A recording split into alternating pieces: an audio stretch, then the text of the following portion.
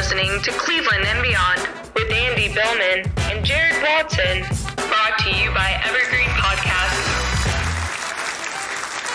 And we are live on Facebook, YouTube, and Twitter.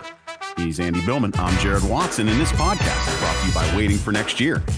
Check them out. Original Cleveland sports reporting at waitingfornextyear.com. Also, again, coming soon to Evergreen Podcasts. Hey, the Browns had such an exciting win on Sunday. Then we go ahead and we add Baker Mayfield as the AFC Player of the Week and Myles Garrett as the AFC Defensive Player of the Month. And now we're getting ready to head into a game with the Raiders at home, with the Browns sitting at 5-2. Who would have ever guessed at this point, 5-2? Cleveland going to the playoffs is a real possibility, folks. Yeah, I'll say it again. The Browns going to the playoffs is a real possibility.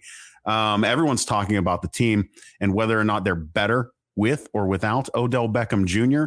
We're going to go ahead and discuss that. And then we're going to transition over and talk about the Buckeyes as they take on the Nittany Lions on Saturday night in Happy Valley. And then I'm going to take a nap, as I usually do when Andy talks up the Irish. And we'll wrap up with Brad Hand being released by the Tribe, which will save them about $10 million off their payroll. But first, Cleveland Browns. I'm actually excited more often than not to talk about your 5-2 Cleveland Browns. It's amazing in a week where you have a great win, where you got two, not one, but two award winners. Defensive Player of the Month, Myles Garrett. I mean, who else would it be? And then your Offensive Player of the Week in the AFC, Baker Mayfield.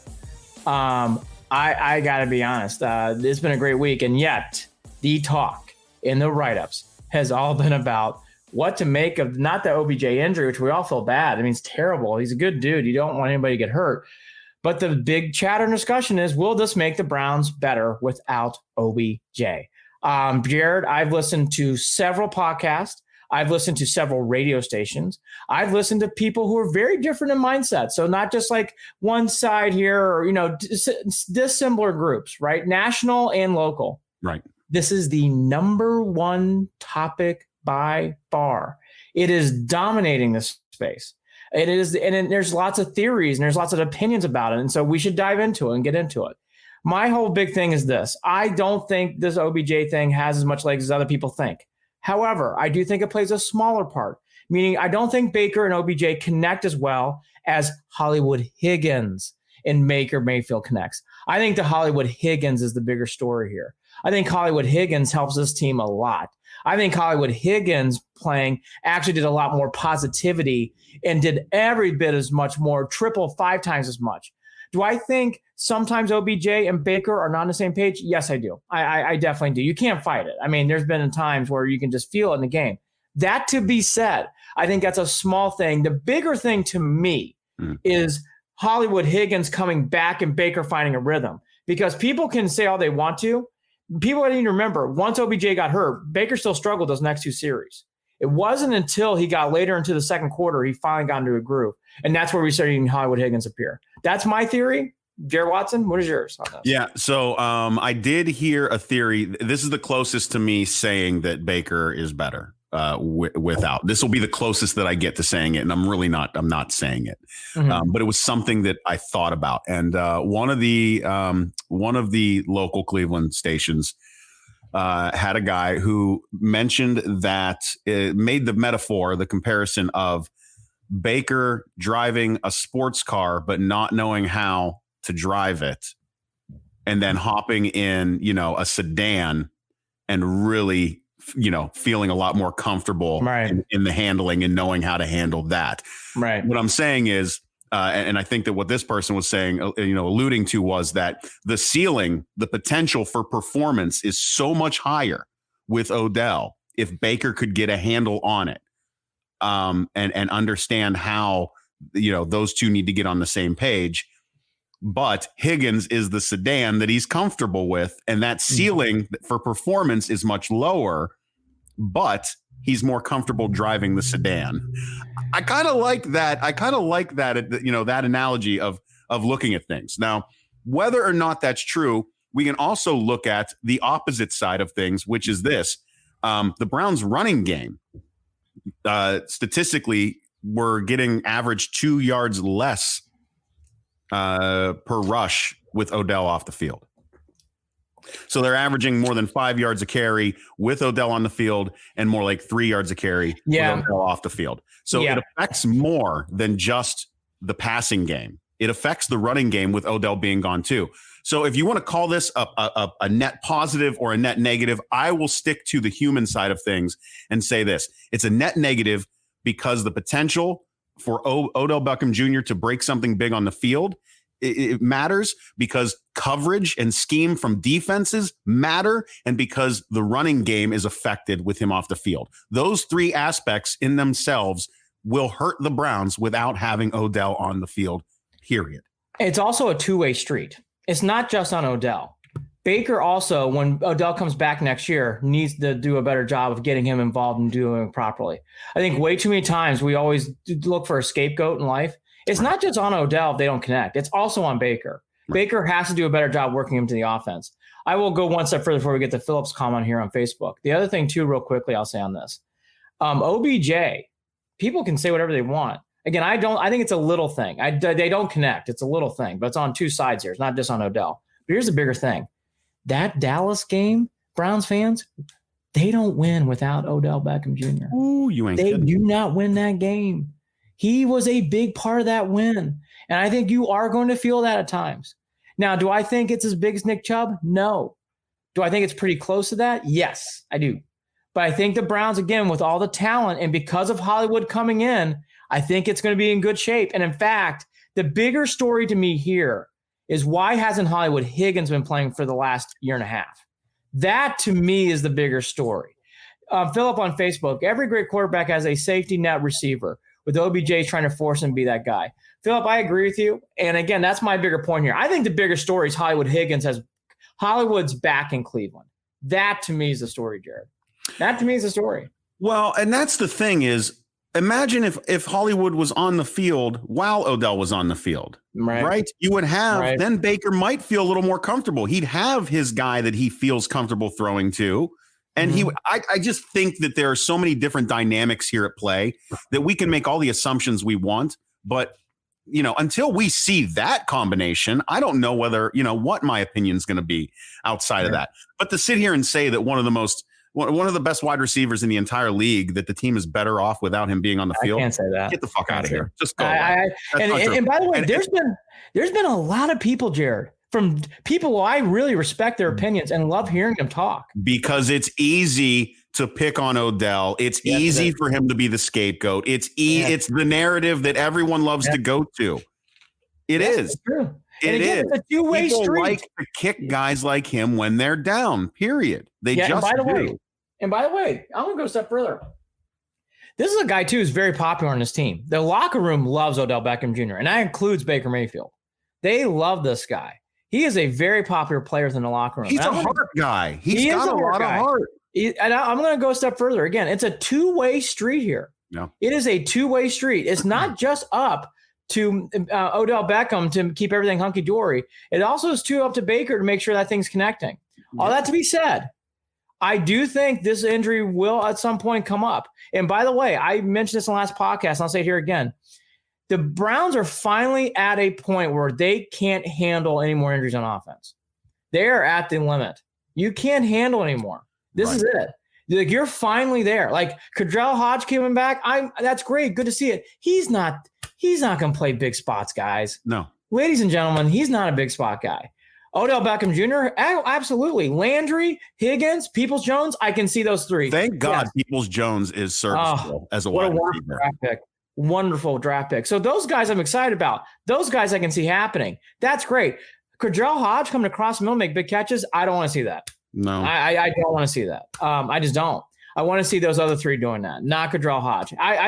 I've seen enough of Cordell Hodge where I don't think he is as bad as some of these other guys we've been mentioning the last 2 or 3 years, but I'm not thrilled by him. He's very average. Yeah. So I would be willing to bet that this team is going to also need to lean into David Njoku a little bit more this week again. He can't be traded now. If he performs again and does not have the drop ball issues that he's had in the past, what do you think about that? Because I personally have always hoped for the best for that guy. He looks the part. He does struggle, I believe, in blocking schemes. I'll have to watch a little bit more of that. But he looks out of it in plays. He just does. There's times where he looks out of it. There's times where, and I can't get a full read on whether or not he's going to pan out. But I would but I would say that this is now an opportunity for him to show out. If he's going to ever show out, it's now. I think it's actually not Njoku. It's Harrison Bryant. It is time for Harrison. They both can at this point. They both can, but Harrison Bryant needs to be playing more. Even when Hooper comes back, Harrison Bryant needs to be playing more. He is an outstanding talent, and he can block. I love that kid. That kid looks like a pro. Actually, for the first time, when he comes back, Jared, you can do dual tight ends with Hooper and with Bryant. And that's why this injury, the Browns can survive it, because Nick Chubb's coming back after the bye week. You are going to have some great talent around you. But again, I say this, you can't do screaming for dual tight ends before the season even fucking Harrison started. Bryant's nasty. That kid is going to be good. He already is good. Yeah. And I think Peoples-Jones is going to be good. And he already look at that play he made. He looked great in preseason scrimmages and shit with the Browns. I mean, he looked the part. Peoples-Jones is exciting. I'm sorry. Now, not on special teams. No, on special teams. So I do. No, we got to talk about this again. We have to talk about this again. Oh, no. Who the fuck are we going to put back there? Who are we going to put back there? I'm ready to everything. Okay, let's go down this rabbit hole. I am worried about the special teams across the board. We can't block. We can't catch. And Parkey makes me nervous. Sorry. I'm not nervous about Parkey, but go on. Good. Well, I am. I'm going to be holding my fucking breath now. Every fucking kick late. Not in the third quarter, not in the first quarter, late. Late. All right, we'll see. I don't want to game I'm okay with Parkey. I'm okay with Parkey. Oh, God bless you. I'm okay with Parkey right now. Can't have enough liquor and not alcohol. I mean, he missed the dumb extra point, and I'll give you that. Doinked the one in the Colts game. We've seen two. Oh yeah. Okay. We've got some optics. I've seen this road. I've seen this road. Yeah. I know this path. Again, a kick in the middle of third quarter, he'll make it. He'll get it through. Late in the game, I don't know. Special teams for the Browns has to start improving, and I've heard great things and read wonderful things and keep waiting for these great things that Prefer's going to do, and I haven't seen it. I am not seeing it. It's not on return coverage. It's certainly not on punt coverage. And I have not. And by the way, Peoples-Jones, how good he is catching the ball, we've said it from day one. He does not look comfortable at all catching anything on a kick. Nothing. Nope. Nothing. I mean, nothing. And Dearness Johnson's not the answer either. Looks like the Shields in the outfield. Oh, I caught it. Yeah, that's great. You can run. No, you know what? Forget it. It's like we're getting to the point now. It's like, just fair catch it. Just fair catch it. Just fair catch. I mean, seriously, you just want to hold your breath. It's just teams. It's not special teams, just team. Just go out there. No bad. Back to the offense, though. Obviously, again, you can't deal with any more injuries. We are at our limit with that. Yeah. The rumor is, though, that Chubb might be back after the bye week.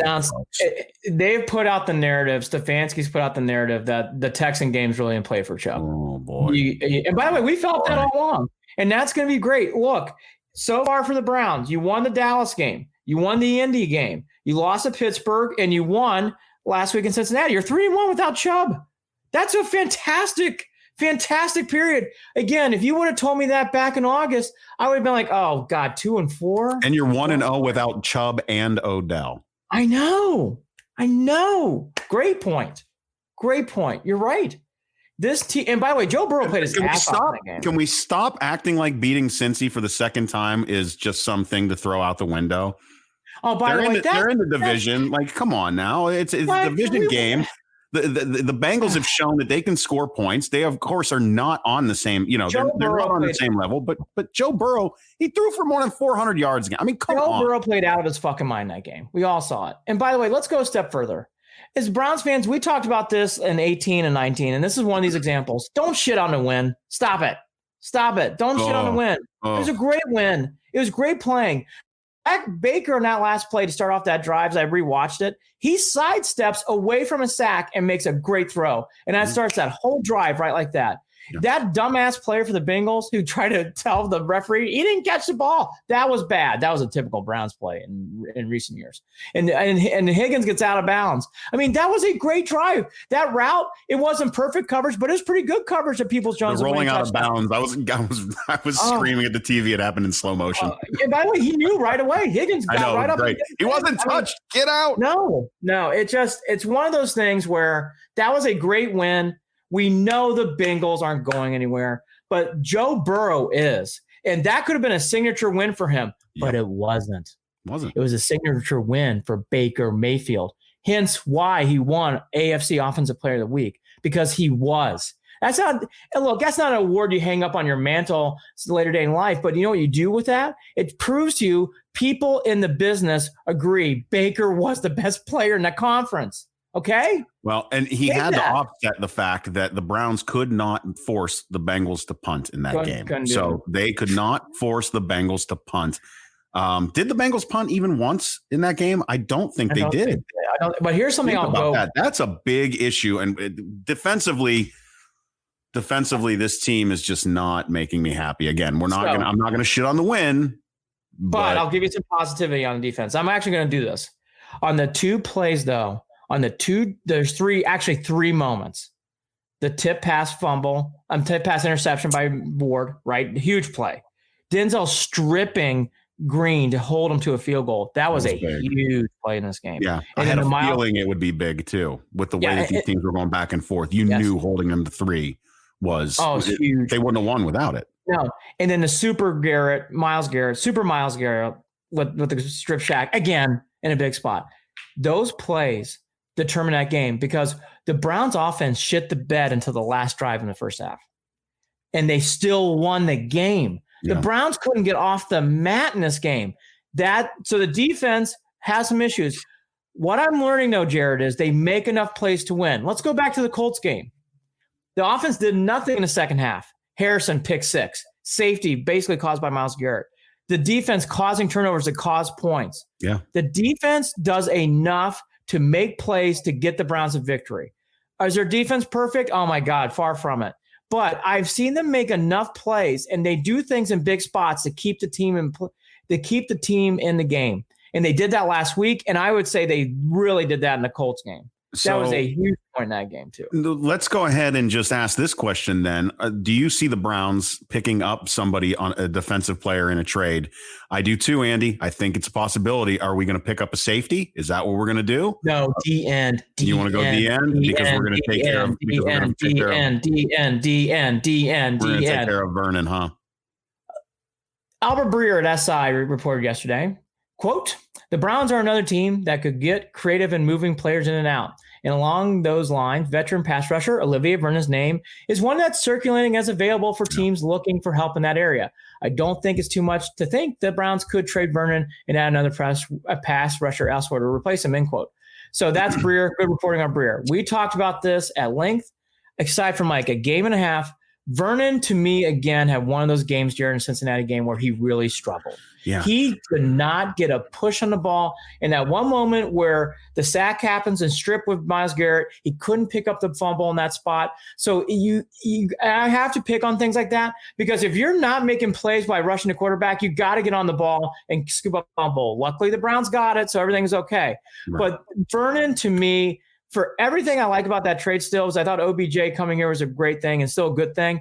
The Vernon part has not worked. It has not worked. I've not seen it yet to the point where you get excited about it. I mean, I understand that the Vernon stuff isn't working, but I think it's the fact that Myles Garrett Myles Garrett has 2 more sacks than the entire Raiders team does right now. Yes, he does. So that to me, I can live with what's going on the line, I guess, at the moment. Can you though?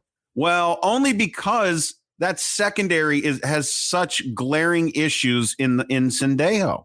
It really is just such a big issue. Can't we do 2 trades? It's not like, here's the deal. Like Myles Garrett can make up for what Vernon is lacking. Denzel Ward and other guys, Terrence Mitchell, some of those other guys in the secondary cannot make up for Sendejo. Sendejo has cost them points. Oh, he's terrible. Cost them 14 points to 21 points a game. Jared, I would actually put money on it. Jared, that's the average. Jared, I'd actually argue the same thing about defensive line. I mean, we don't. We get some things from Sheldon Richardson. Yes, we do. Larry Ogunjobi. You're right. Outside, Too much time in the pocket. There have been times. The Steelers. I know, but Ben had time to do whatever he wanted. You're right. Knitting a yellow towel as he's like making touchdown passes. You're right. I mean, look. And by the way, you're right too about Sandejo. I mean, I'm not going to defend that. I'm not going to defend that at all. So like, you'll be picking on the guy too. But Jared, he's a pro, and it doesn't mean he's a bad person. He stinks. He flat out stinks. Everybody knows it. Everybody knows it's 23, and everybody knows when his number shows up on the screen, it's going to be bad. Right. So, like, look, it is what it is. There's nothing else to say. And by the way, you can't defend it anymore for Joe Woods. In those press conferences, you should almost just say, we know, we're working on it. We like the guy. Hopefully he gets better. That's it. There's nothing else you can say. All that to be said, though, I think the Vernon trade, I'm interested to know who the teams are who really want Vernon. Because I have not seen it in 2 years here. I just have not seen the Vernon Express at all. I just haven't. Oh, take care. Enjoy. We'll get him back. And we don't want Peppers back either. So you can just do both. But by the way, remember how many people got upset? Oh, Peppers is going to he's done shit. Nothing. Guys haven't done anything. Same thing. So well, again, that was, people were being cute. Thought, don't be cute. Just play the game. Don't be cute. No. Don't be cute. No. Jarvis Landry, going back to Odell. I thought this was a good quote. And this was on 92.3, The Fans, Bull and Fox. Quote, I would say that's not true at all. I think a lot of our offense has been solely based on having Odell on the field. And a lot of the things that have opened up for us on as an offense has been because of the threat that he is. Now, we've just got to find a way to adapt and make adjusted the play. That's where I will end this Odell discussion from my end. I think he said it really well. Again, I'm not naive. You can't say Mayfield and Odell's been a great marriage. That's not true. There's been some nicks and knacks, and there's been some problems where it just hasn't flowed. But again, I think it's a two-way street. Right. And you know what, though? There's nothing else to debate. He's out for the year. I hope the guy's doing okay. I really want him to come back next year because he needs to be playing next year. But in the meantime, this is the perfect opportunity for Hollywood Higgins to show what he's been doing. And that 100-plus yard game just says everything and more to me. Again, just referring back to what Landry was saying, defenses have to plan for Odell. They have to plan for him. And to do that, they're doubling, they're scheming for him. And when you're doing that, you're taking attention away from other areas on the field offensively for the Browns and opening things up offensively, rather, in other areries for the Browns. And it's going to be a big week for, this bye week. It's going to be huge for Landry. He needs to get healthy. Yeah. It's going to be huge for Hooper. He needs to get healthy. And we've mentioned it at the top. I mean, Chubb, these guys. And Baker, who's playing with a crack. And Baker. And by the way, that's another thing. Let's go backwards. That's why it's a great win. The fucking guy was hurt. So now he's not hurt and he wins and he was shit on the win? Which one is it? Don't pick your narrative. Don't shit on the win. Pick your narrative. When we look back at 2020, we're going to see the wins and losses. We're not going to see, came in to barely beat the Bengals. Like that's not a thing. It's the NFL. It's the NFL, folks. Come on. And by the way, here's where it sticks. That was by far the most talked about highlight throughout the whole weekend last weekend. It wasn't even close. It was one of the prettiest catches I've seen in a very great time. Play. What a great fucking win. Complete extension. Threaded the needle with the defender. Baker placed that ball perfectly. I can't get over it, how perfectly he placed that ball. Wonderful. Myles Garrett was the defensive player of the month in the AFC. As my partner said, he's up to 9 sacks already. Stefanski, quote, he has changed the game many times this season. We just referenced some of those times. That is those sack fumbles. He has 4. That has changed the game. It is changing the outcome of games. He actually had another quote later on, and I'll say it right here. He is the straw that stirs the drink there. And for people who don't know, that was a famous quote given by Reggie Martinez-Jackson back in the 70s when he was playing for the Bronx Bombers. And that's a great line. And he is. We've said this here. You cannot win. I know he did not practice last 2 days. He's going to play this. Everybody's saying he's playing Sunday, so you got to believe he's going to be playing. The Browns, for everything we just talked about offense, if Myles Garrett goes down, season's over. I mean, you wait. I don't even want to I'm not even talking about wait the red flag. Stop. I don't even want to talk about that right now. He is the best player on this team by far. Myles Garrett is the best player on the Cleveland Browns 2020 team. Remember last time we played the Raiders and he had a strip sack? Oh wait, it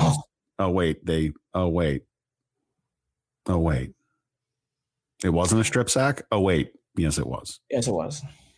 Mother. You know what? That was a first down. Still, even 2 years later in Oakland, that was a first down. That loss still bothers me.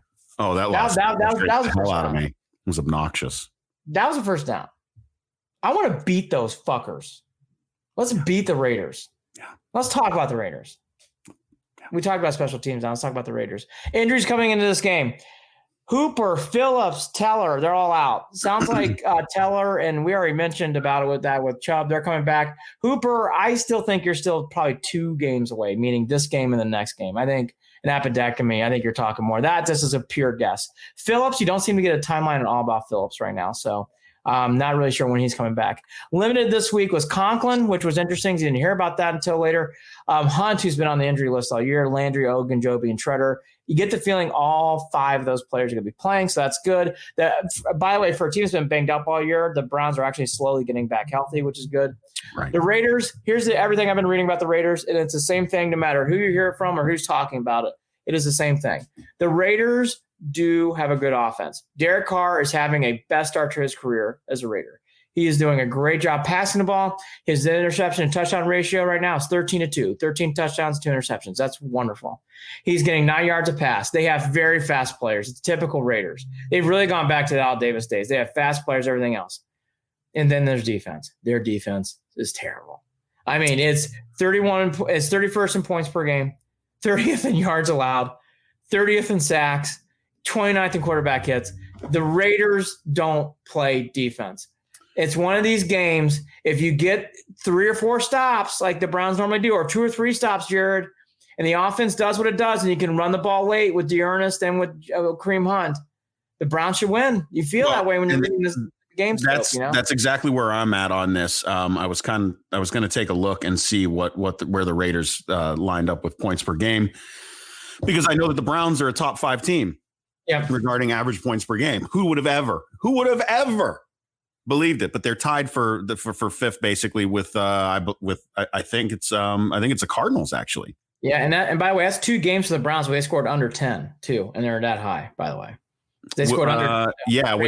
Those 2 losses were just brutal. I mean, they were just complete busts those games. Yeah. So that says a lot right there. The Browns, and that's exactly what I was thinking. The Browns are not going. They're going to have to get a stop or 2, right? You get a couple of stops.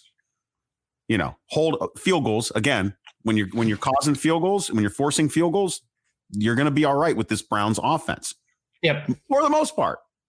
5 times out of 7, you're good. You're good. You're gonna be okay. You're gonna be okay. So very, very winnable game at home, not on that fucking dirt bullshit. Not that exists anymore, anyways, for them. Yes, the Vegas Bowl now. Now it's all AstroTurf and beautiful.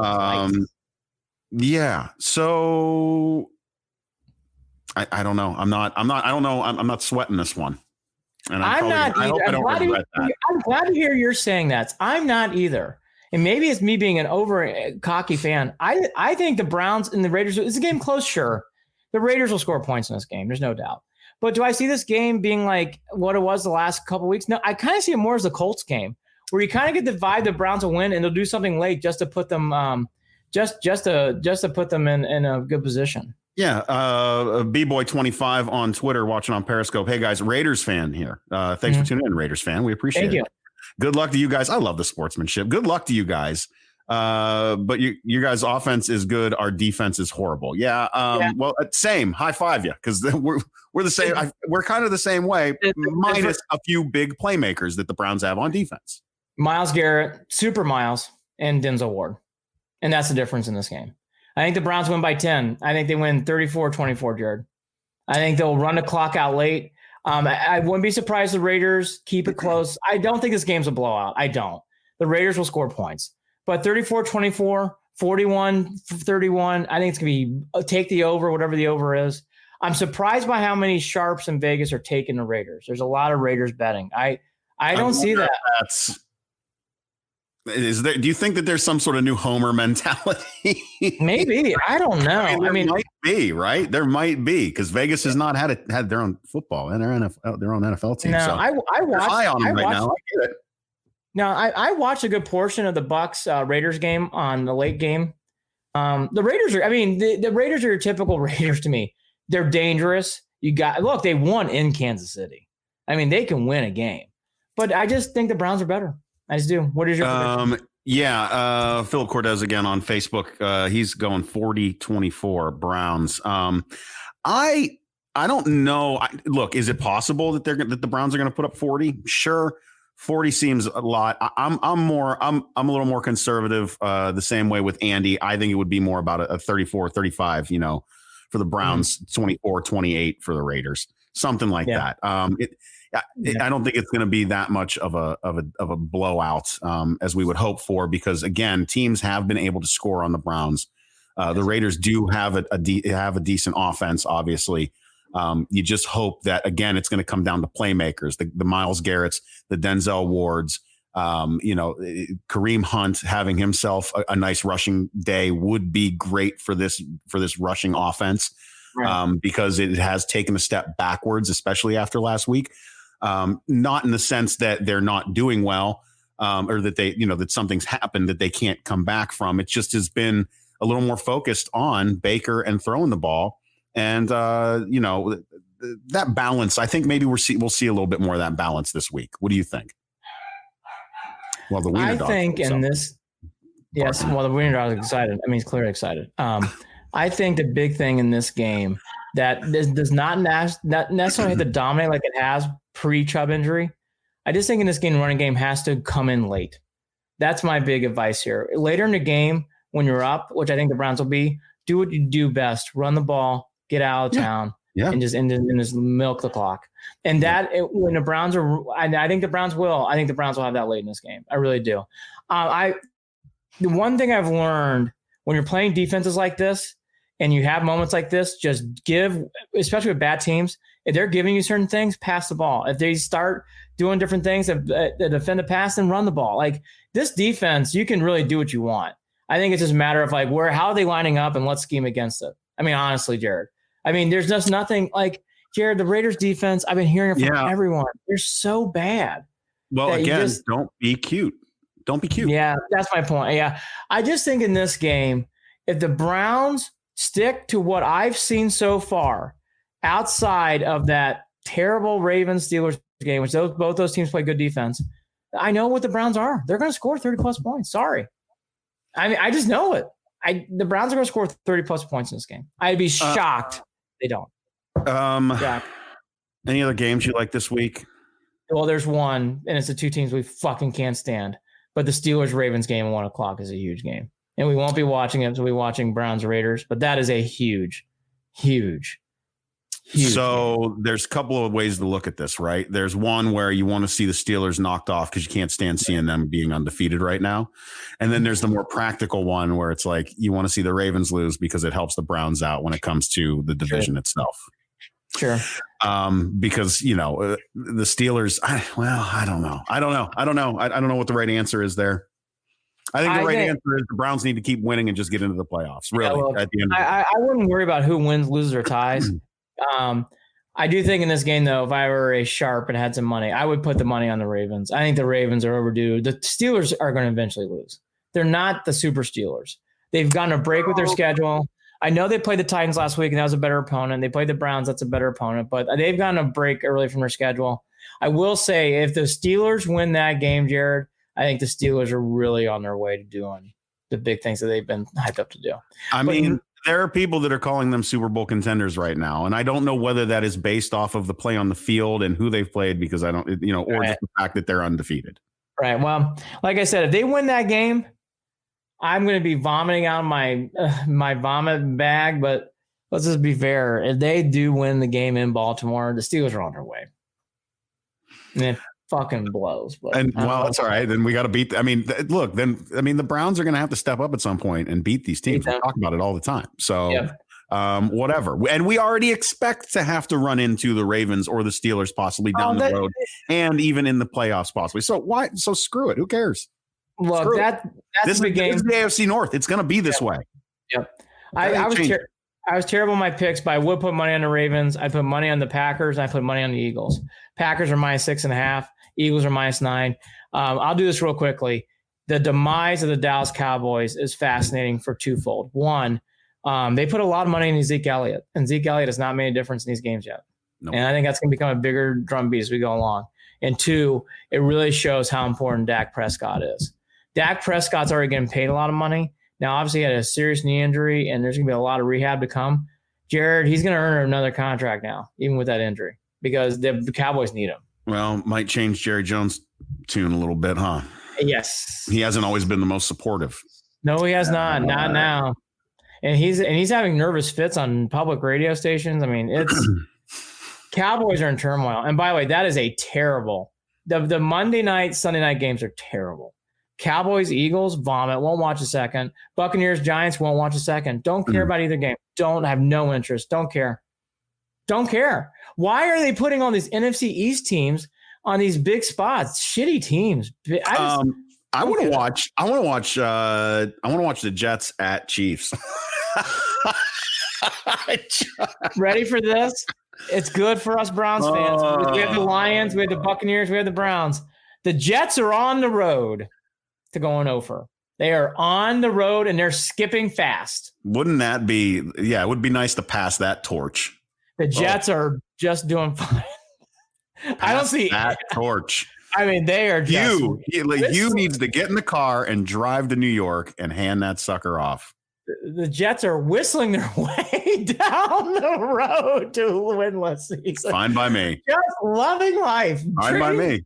Trading Le'Veon Bell. Oh God, they're doing everything the Browns used to do. If they go 0-16, I think I'm gonna Hughes on Cameo, so you can like hire him to read and say stuff. By the way, I would have Hugh congratulate the Jets on a tremendous season. Yeah. And by the way, I don't give a fuck about this book. I don't care about anything. Nice man, just go away. I don't care about anything in this book. I have no interest in reading anything he has. Nothing.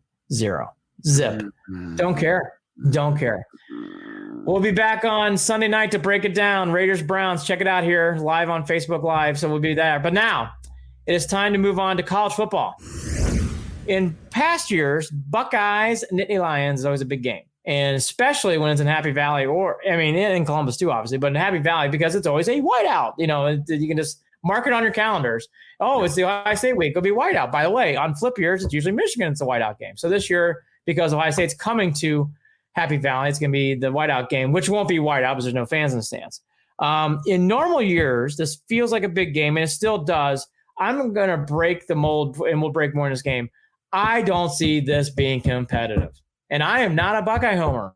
I think the Buckeyes are going to blow them out. Now, that's the thing. They should, right? Everything on paper tells you they should. But I will say that this is a catch game for me. Okay. This is a game where, from what I saw in the first couple of quarters against Nebraska, makes me nervous about what is going to happen when the Buckeyes go to Happy Valley and take on the Nittany Lions. I just know that the possibility is out there. Now, should we be overly concerned? No. But is it possible? Yes. I would say I'm 3 or 4% out of I'm 90. Let's say I'm 95% certain that the Buckeyes will be just fine. Yeah. That 5% though is lingering. It just feels like it's a tick higher more for me this season than it might be in other seasons. But yeah, I mean, at the end of the day, what should happen is more than likely going to be what happens. And I've already said it from the beginning of the season, since before the season started, when I looked at the schedule, the Buckeyes will walk away 8-0 and ready to go into the college football playoffs. It's that simple. Yep. I will now hold, and I still think they'll win, but I would hold the Michigan game still. But all the rest of it, I agree with. Yeah, no. I mean, I'm more, I'll say this. Oh boy, I'm setting myself up. I'd be more worried about this game than I am about that game. That's interesting. That's just where I am right now. I think Penn State, it reminds me a lot of Nebraska from last week. Penn State just lost Kane. Brown's already out for the year. Their 2 top running backs, their top wide receivers out. Their linebacker, Jesse Lutkutta, he's going to be missing the first half because of a targeting penalty. This reminds me exactly of Nebraska. Can I see Penn State hanging around for 2.5 quarters? Oh, sure. Absolutely. There's too much talent. It's just as natural. It's just too much. I mean, the more we talk about it here, the more I think, it's just too much talent. It just doesn't. It doesn't matter. Like Penn State can say whatever they want. James Franklin can go on. I think this has been desperate, to be honest with you. Ohio State. James Franklin on Twitter. Like, that's great. That's good. That reaches to me and smells to me as desperation. I'll say it again. I do think this game's going to be a blowout. I get the feeling Penn State's worried about it. I don't like how they're coming across in this game. I think these are weird quotes that some of these players are having, and Franklin on social media. I wouldn't have come here if I didn't think we have that mentality of beating Ohio State. Well, of course you think that. Do you think Coach Day has a lot to do with the way some of these guys and teams? There is something about Coach Day that I think he's got that even Urban and Tressel didn't. I don't think that at all. No, really. No, Zach's got to win some games still. I know everybody. See, this is where it's good. Most Buckeye fans, like my lovely partner, Jared Watson, believe that. And by the way, Coach Urban Meyer does that too. Listen to Best Fridays in Football. He talks about it all the time. I actually don't agree with that. I actually don't agree with him. I don't. I think Zach Day needs to win some games. He lost the Clemson game. He needs to win these games later. I understand that. Maybe what I'm getting at is personality-wise, there's something that feels a little more deliberate and stoic, yet determined at the same time, that I just see a little bit different in his personality. Maybe I'm speaking directly about, maybe that's what I'm talking about. It's just personality. I'll take Tressel and Urban Meyer any day of the week. Listen, I'll take any of them, to be honest. I mean, I'm not, this isn't me negating my love for what they have done for Ohio State. That's not at all. Lord knows I love Jim Tressel more than anyone. I love that. Jim's right down the street. What he's done at Youngstown State University is amazing. When he was coaching my cousin at quarterback at Youngstown State with those national championships was amazing. I love Jim Tressel, but they're just different people. And I'm just looking at the nuances, those differences, and I'm seeing a little something out of Coach Day that I think might, maybe it might be driving some of this from the other side. I don't see that yet. Here's what I see. I don't see that yet. But I love that narrative. I think it's fun. This would be a good debate. I don't see it yet. We got I don't have to be right. Look, if there's anything I care about less, it's about being right. But most people who cheer for Ohio State or Ohio State homers like that narrative. And I hear that a lot. And I'm telling you right now, if you go, who would you take? I go, I would take Meyer, then I take Tressel, then I take Day. And I take them in that order. I think Meyer's the best, Jimmy's second, and Day's third. And that's what I'm. And by the way, can that change in 5 years? Absolutely. But right now, that's what I'm saying. Yeah, but I don't think that goes against what I'm saying either. I think those are two separate arguments. But I think he's not on even that Mount Rushmore level. Like he's like. No, but I think he might be in some of these guys' heads. I don't think so. I don't know why. I just don't see that. All right. I really don't. All right. I think Justin Fields is in people's heads. That kid's nasty. I think that kid's nasty. I think seeing him throw the ball makes me really, really, really happy already. I mean, he is. I mean, walking out of that Nebraska game, I'm already saying, Heisman. Oh, he's Heisman. Isn't that insane? Game one. No. If he stays healthy and he can, and COVID's having a big breakout, if he can stay healthy and he can keep it straight and narrow, he's on his way. He really is. My only concern I'd have, and I don't think in this game he'll show up, is that Penn State just doesn't have the players right now. A lot of readings thing I've been reading, and we talked about it in the last podcast, is the defense and tackling, especially up front. They have the secondary talent and everything else. You do wonder about the front four. I want to see more of that this week. We'll take a look. That's only one game, though. I want to see more this week before I start jumping off the bridge about the Buckeyes front four. I know there's been a lot of talk about that this week. A lot of people talk about tackling in open spaces. Does that sound familiar, by the way? I think we talk about that every week on the Browns, too. I think it's a league-wide, college-wide problem. I've seen a lot of college football this year. It's not just the Buckeyes. It's Florida talks about it every week. My God, I've been hearing it from other people, too, and sometimes Alabama after the Ole Miss game. So you hear people talking about it. It's not just in the Buckeye land. All that to be said, normally I'm fired up for this game. I will definitely be watching it. Jared, I don't get the feeling I have to keep like a stat-by-stat update. I just don't think it's going to be that game. I just don't feel it. I think James Franklin, and if it happens in sports, I think it's a rebuild and regroup to next year. I just do. I don't think Penn State's that good. Yeah, I changed my mind. 100% Buckeyes win. Not even worried. Oh, big. Gone. Big. The bigger story for me. yeah, they're not. I'm telling you. I mean, I don't think Ohio State played. I thought they played okay to good, and they handled Nebraska. I thought Nebraska played well. That's not good opponents. Not good. I will repeat. I thought Nebraska played a good game, and Ohio State played an B minus game, B game.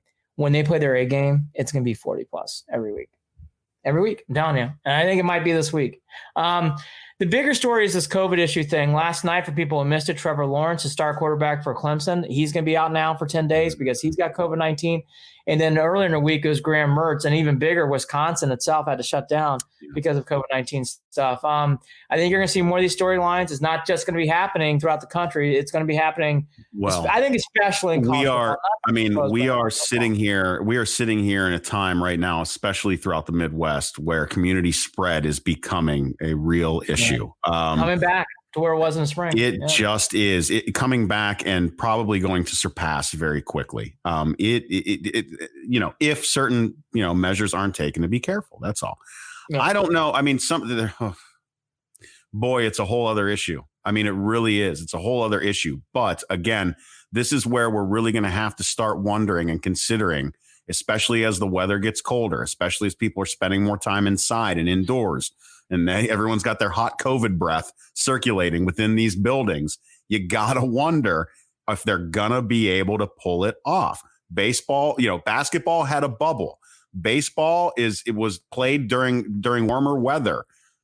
We are now in the throes of this community spread in a lot of these areas where I don't know if we're going to be able to finish. I'll say of all of the seasons that we've broken down, this is the one that is most in jeopardy.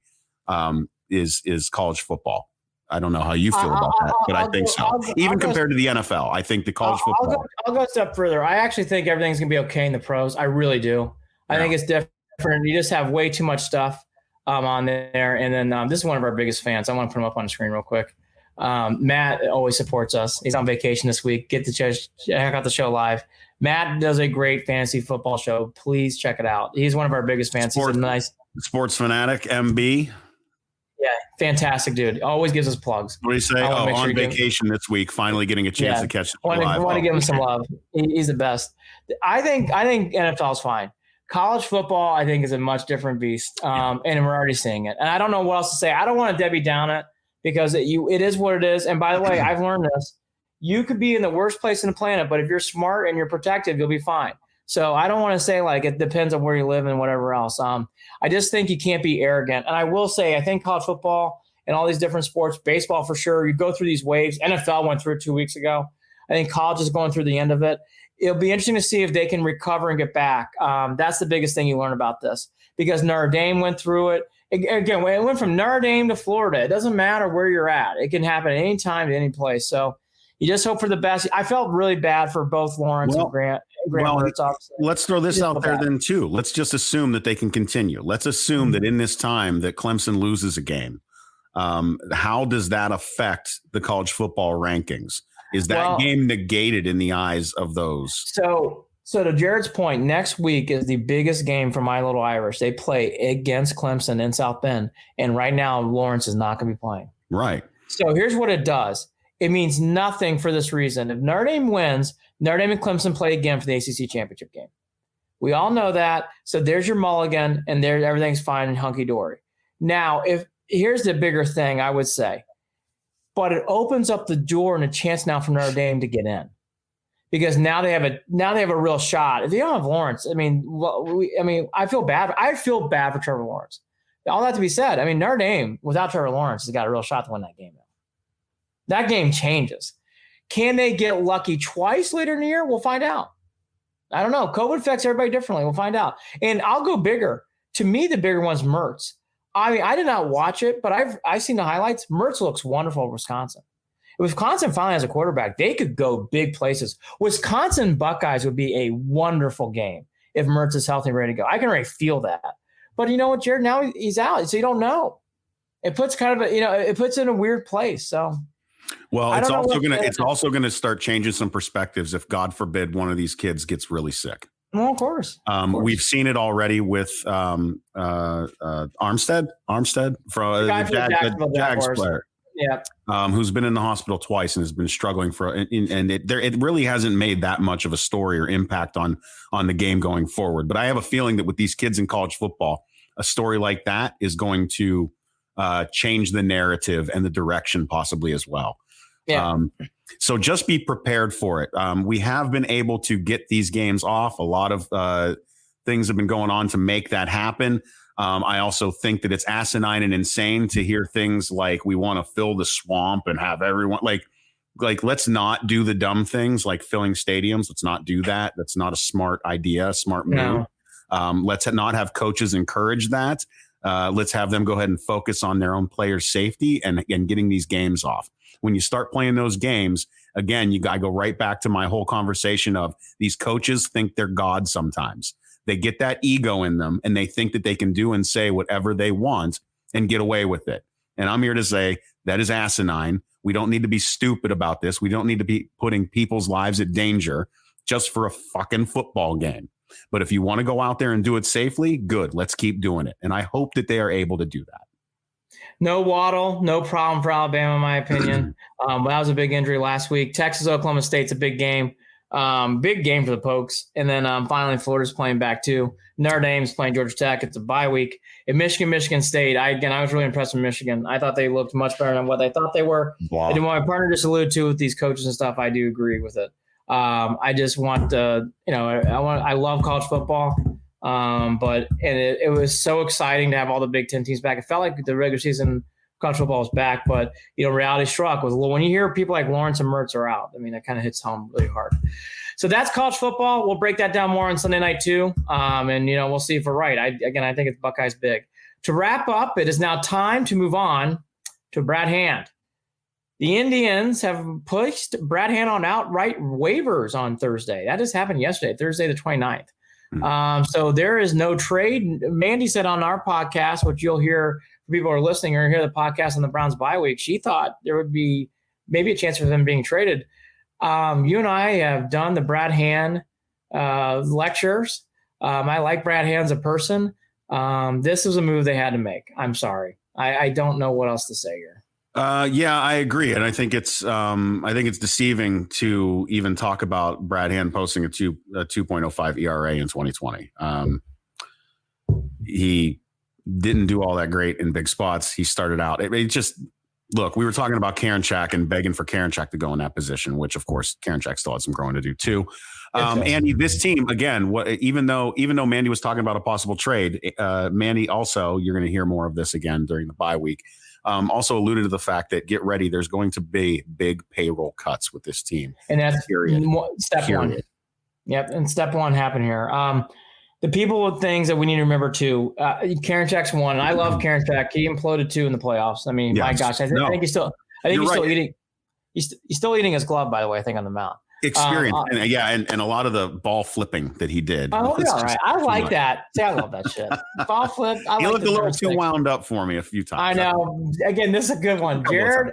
There's Jared. I know a friend of mine, Robin. They don't like it. I love it. I like all the just looked a little like lay off the energy drinks. He looked a little too amped. I'm not going to disagree. And that will affect his fastball and his control.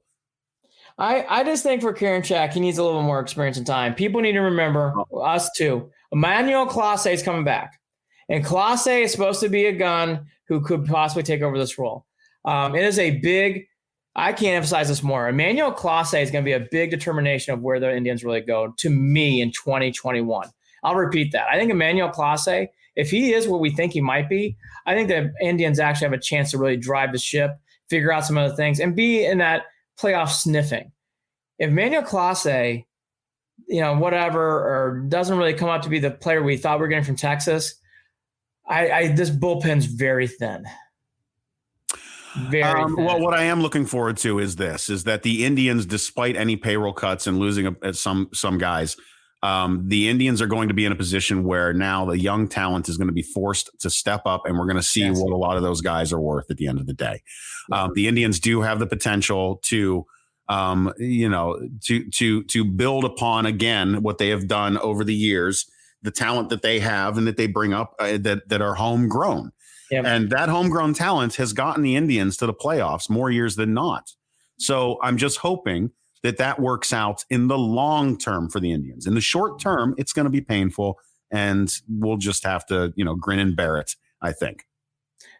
Yes. All that more than yes. The Indians did the right thing. Had to let him go. Good man. White Sox hire for coach. What do you think? I don't have enough time. I have a big opinion about it, so I'll give you the short. We'll bring this up on Sunday. I'll remind me to bring this up on Sunday.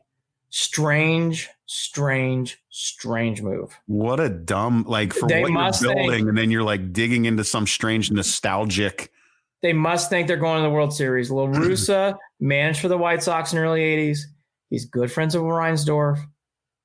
I just don't. Hey, I'm an Indians fan, so I like the moves. I don't think it's a good move. Right. He's a great manager. It doesn't fit what they're doing, I didn't think. But I think it's a strange move. I'll leave it. I have a much bigger opinion about it. I'm actually going to pause. I'm going to bring it up on Sunday. I'm glad you brought that up. So I rolled my eyes. I'm like, I think a lot of people did, especially outside. Well, in Anna. Weird. The White Sox are a weird organization. Don't forget, follow us on Facebook, facebook.com/Cleveland and Beyond, or on Twitter @CLE and Beyond. You can shoot us an email, andyandjared@gmail.com. That's JARID. And check out the website, clevelandandbeyond.net.